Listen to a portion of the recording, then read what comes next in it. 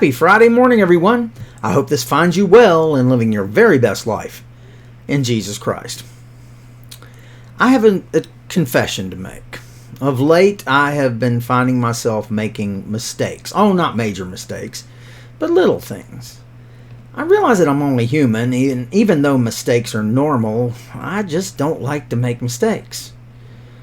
But after much self-examination, I have found the cause for these mistakes. I'm tired.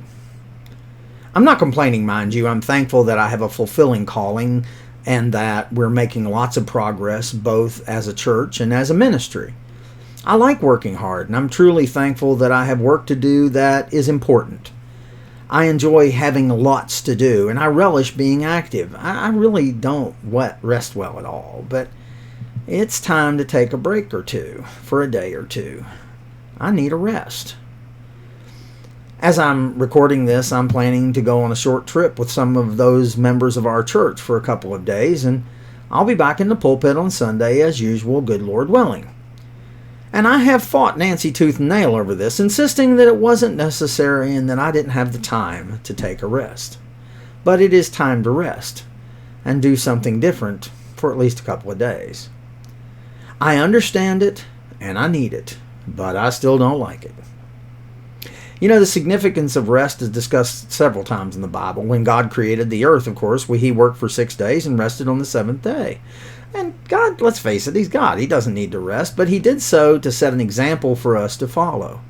I mean, that's why it says in Exodus 34:21, 6 days you shall work, but on the seventh day you shall rest. In plowing time and in harvest you shall rest. Even in the midst of busy seasons, we're commanded to take a rest. Sometimes it's not easy to take a break, as doing so involves putting our full trust in God and to trust Him that necessary things will still get done. In order to come to a complete state of rest, we must let go of our own plans and submit to God's plans.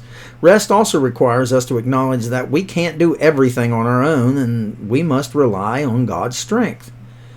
As Christians, we can find rest in spending time with Christ. Matthew 11:28 says, Come to me all who are weary and heavy laden, and I will give you rest. Well, the last few months have been very busy and stressful. So it's even more important to set a time aside to just recharge. No matter what trials we may be in the midst of, we can give our concerns over to God because of His great love for us. Dedicating time to rest allows us to spend time in God's Word and align our hearts with His. And we can return to our work feeling refreshed and able to put forth our very best effort. That's why Peter said in 1 Peter 5:7, cast all your anxieties on Him because He cares for you.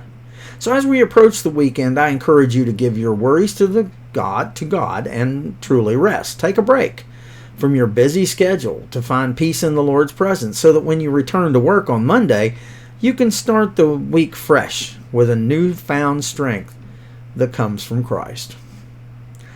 I hope you make today a fantastic day. I want you to know that I'm here should you need me, and I truly love you all.